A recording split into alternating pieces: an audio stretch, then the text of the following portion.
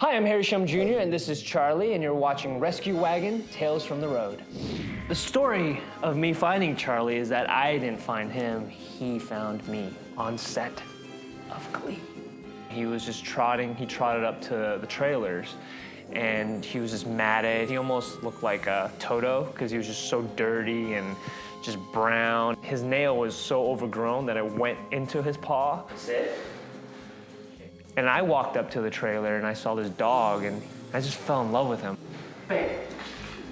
And mind you, I wasn't much of a dog person before. I was kind of afraid of dogs. And he just gave me that look like, you should take me home, buddy. and I did, and he's been great ever since. I never thought that I would rescue a dog. I would always think, oh, well, I would buy a dog or something like that. And I never knew the idea of like what the difference was of rescuing and being educated and what happens with these dogs. I just felt really proud that this kind of happened on a whim. I wasn't even looking for it. And anytime anybody goes and buys a dog, I kind of say like, dude, there's so many dogs. I found an awesome dog and I rescued him. We've kind of built this like family where we have this little buddy-buddy relationship. Right, buddy?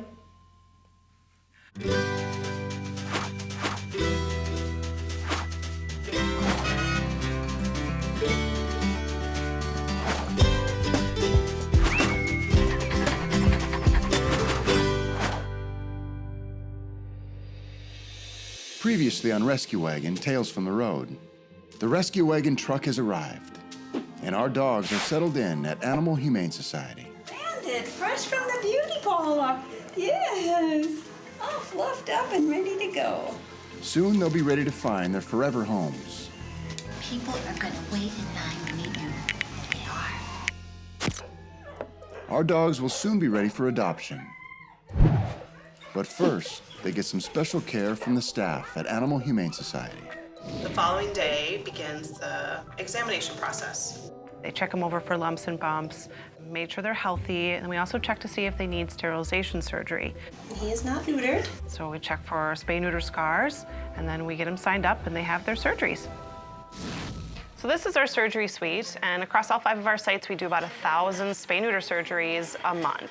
These are surgeries that sterilize an animal and prevent them from having any more litters, which is key when we talk about animal welfare. Spays or neuters are a very safe procedure to do. We also do a very extensive job to control pain through the entire thing. The big reason we worry about spaying and neutering is it is truly overpopulation.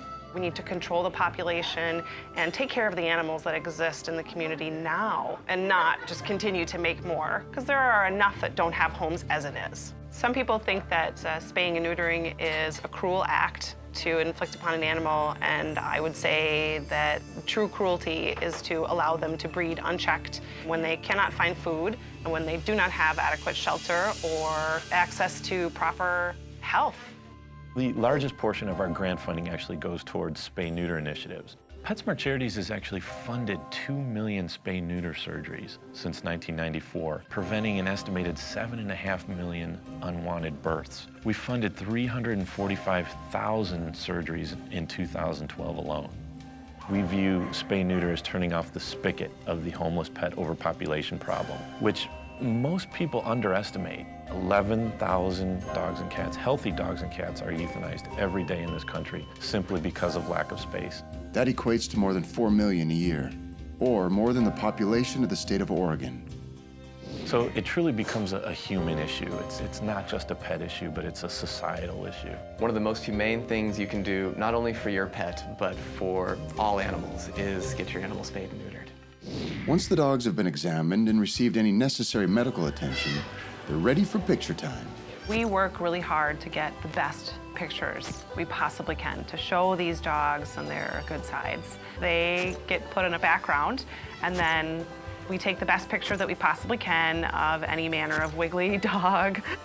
And one of the reasons is we have an incredible amount of traffic that goes to our website. People, they just peruse. Sometimes they just, maybe on their lunch break, I've heard from lots of people, oh, I was just browsing, you know, just looking. And then they found this picture of an animal that speaks to them. And if that picture hits the website before we open, there is a line of people that will be waiting for these dogs, and they'll be gone in their new forever homes within hours of us opening. But one of our dogs, Porter, is not like the rest. What's in store for this very special pup? In this group of rescue wagon dogs, we have a little three-legged beagle mix named Porter that all the animal techs are calling Tripod, and we just know he's gonna go quick. Okay, how's that? Porter. Everybody loves a story, and dogs that come in and are unique. They might be missing an eye, or sometimes you can tell they've been through a lot. They might be missing a limb. And it could be seen as a deterrent to adoption, but really it endears these animals to people that come in looking for a dog that they can rescue. And for those dogs, and cats, you don't see it as a disability, even though that's kind of what we see them as. Oh, poor baby. That's the new normal for that dog. And they just do magical things and overcome adversity in ways that I find humbling. Will Porter find his forever home? What about the rest of the dogs? Find out what happens when they go up for adoption on the next episode of Rescue Wagon, Tales from the Road.